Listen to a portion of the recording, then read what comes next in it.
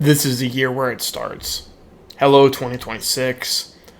I don't want to be those people that say 2026 is going to be my year. Oh crap, I messed up. 2027 is going to be my year, for real, on January 1st.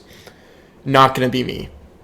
We've talked thoroughly about plans that I've established for this year, and I want to talk about that in this video.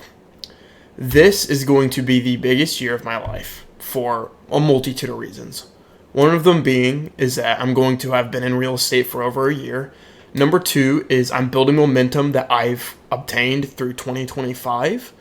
And look, the more money I'm going to be making, the more my life is going to fundamentally change.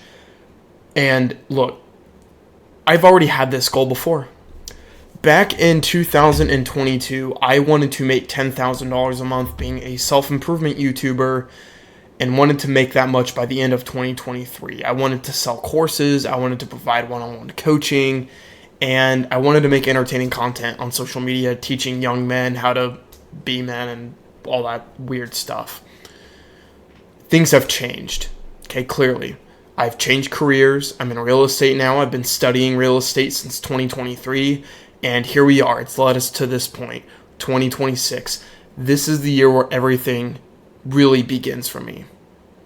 This is going to be my first full year. I've already learned a tremendous amount, and I think we're already building momentum into next year, or should I say, this year.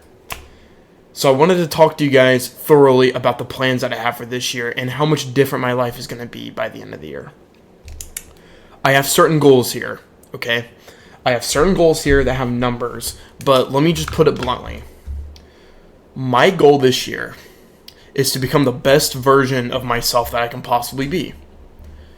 To become the best Nick Ponzo Westfield realtor I can be. What does that entail? What does that look like as far as everyday practices goes? Well, that would mean that I would be finding about 4 clients per month and closing every single client in 2026 that I work with. That would result in 48 transactions, which would put me well ahead into the top 20 realtors in my office within the end of year 1. That is insane. Okay, you're talking $300,000 in gross commission income. Of course, you split that in half and include taxes. I'm sitting at around 6 figures. So how am I going to do that? Well, I'll tell you this. I'll say this. My goal now is so much more scalable and so much more calculated than it was when I was a self-improvement YouTuber. I've made up this goal because it's a calculation I've built upon on myself.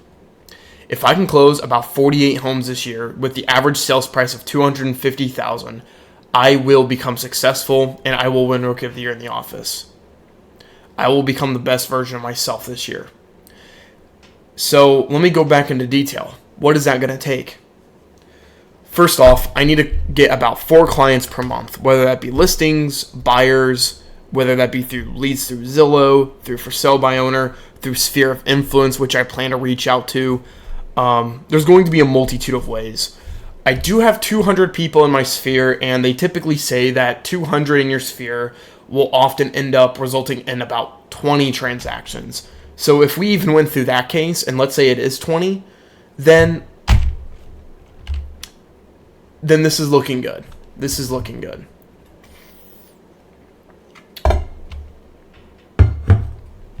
This isn't going to be easy. It's going to take a lot of consistency, discipline, and it's also going to take a lot of focus as well. Good news is I think I've already got a good head on my shoulder. I've been very focused. I've been very disciplined. There are some habits that I would like to, get back to, like I did in day 1 through around day 80, day 90, which is waking up earlier, getting to the office at 8 instead of 10, like I usually have been lately. Not necessarily staying in the office longer. I don't really think that matters, but being a little bit more disciplined in the small habits, like making my bed before I leave, cleaning up my bedroom, working out at a good time, all that stuff. And managing my time is still a process that I need to learn. But we'll improve on that as the year progresses. So since I'm working with Kevin now, the landscape has completely changed. No pun intended. The reason it's changed is because I now have a sense of consistent lead generation. And that's exactly what Zillow leads are. They're lead generation. I've been making it a habit to try to get people to sign with me within the first showing, which I've started to notice is sort of a waste of time. There's a lot of leads that could easily fizzle out. People that want to delay the inevitable, or people that want to delay or extend their leases or something like that, and therefore the contract really doesn't mean anything. So until I really have this feeling that I have a sense of commitment from them, and the way they gain commitment is by me doing my job, by getting to the discovery point, getting to know more about their situation. Why are you moving? What is your motivation? What are you looking for? Asking those questions and make sure that I am helping them the best I can instead of focusing on getting them to sign a contract. And if they seem that they're in the process and I refer them to my lender and they're wanting to move forward with that, then that is going to be qualifying. So again, I'm very optimistic about this year. I think I'm going to make a lot of money. I'm not going to tell anyone how much I'm making, except for my twin brother, my mom, and my dad. And, my older brother and older sister, because they're family. And, because it's going to happen. It's going to happen. I don't know. I feel like there's something in my mind that's different this time around than... There's something different this time around than when I was a self-improvement YouTuber. I have people that believe in me, that are credible, that have been in the industry, that are helping me, providing me consistent resources. And I'm getting a lot of compliments in that way, that I'm doing the right thing and I'm doing everything right or something like that, which I always have room for improvement. I don't think I'm doing everything right. But my life is going to change dramatically. Now, the reasoning behind what I'm doing, it really has nothing to do with money. And this is really what I wanted to talk about in this video. The reason why I want to make a lot of money is not to just indulge in myself. I do not respect people who only want to make money to serve themselves.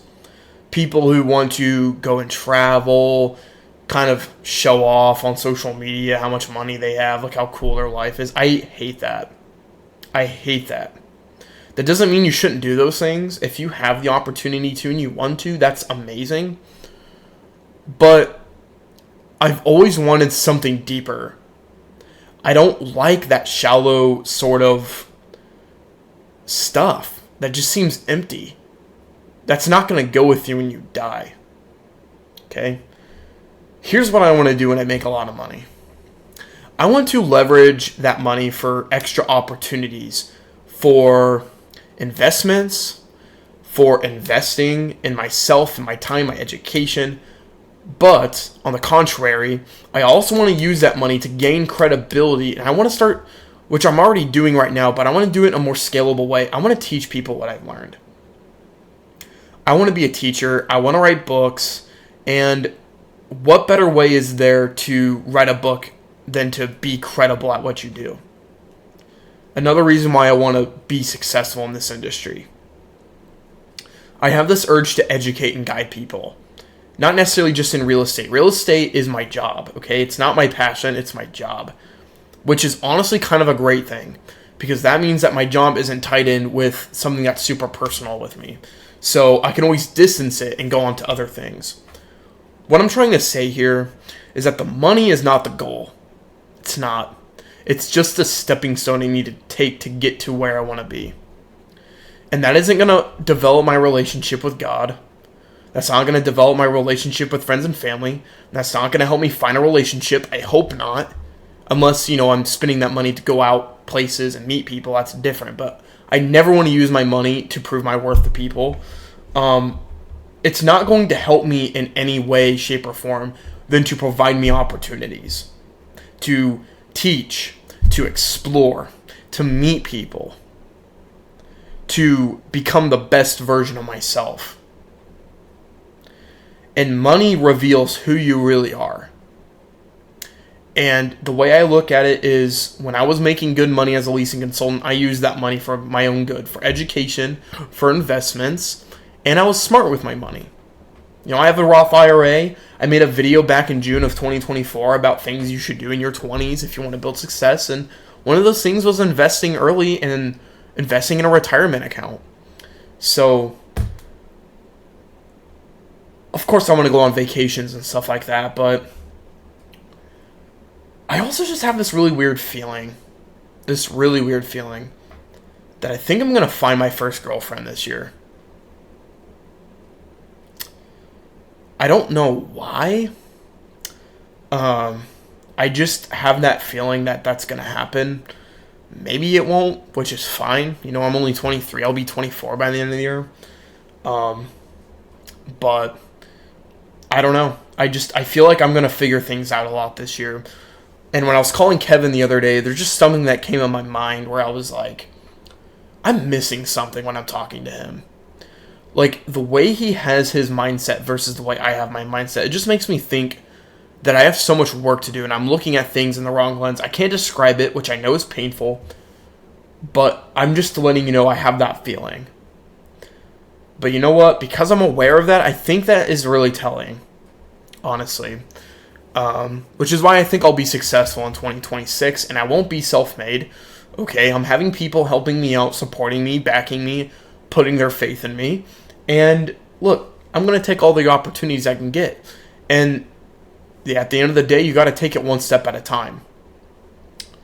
So before I close off on this video, and maybe I'll have some extra stuff to say, I want to quickly go over what I've been doing and then what I'm doing tomorrow.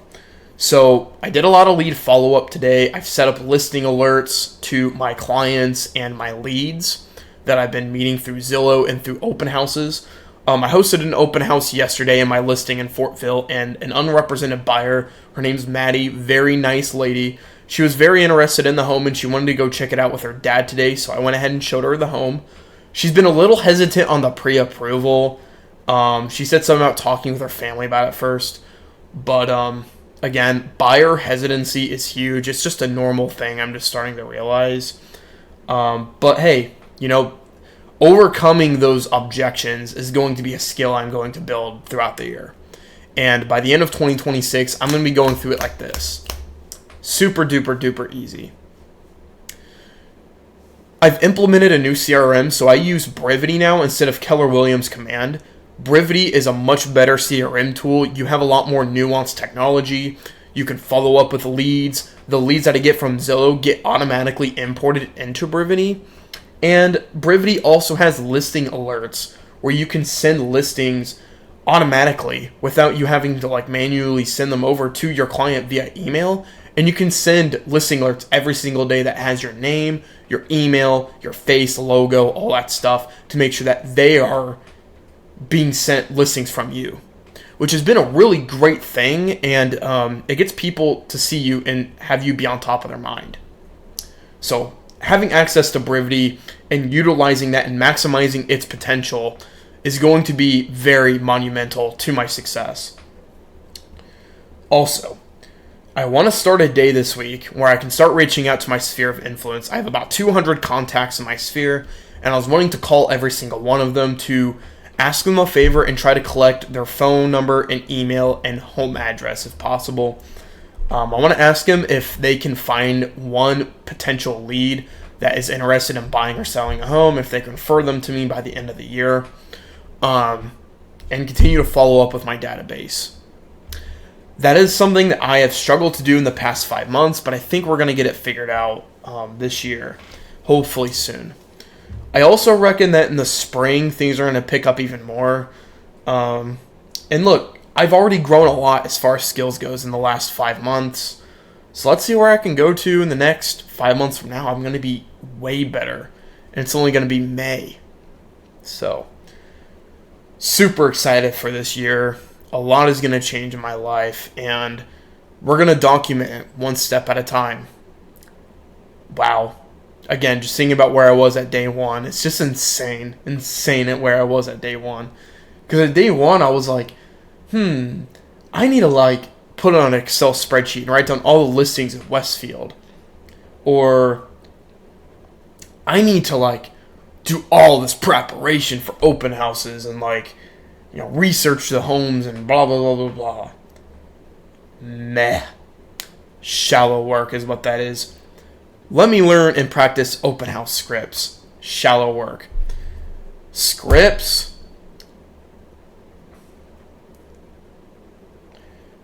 I don't really like scripts. I think they're very overrated. I wish I would have told myself that when I was new. The reason why I think scripts are very overrated is because you're supplementing what you know with what to say. And the thing with like natural communication is that is so vital in real estate when you're having authentic, honest conversations with people. When you don't know what to say exactly and it feels like you're rehearsing things off a script, people are going to get that feeling from you.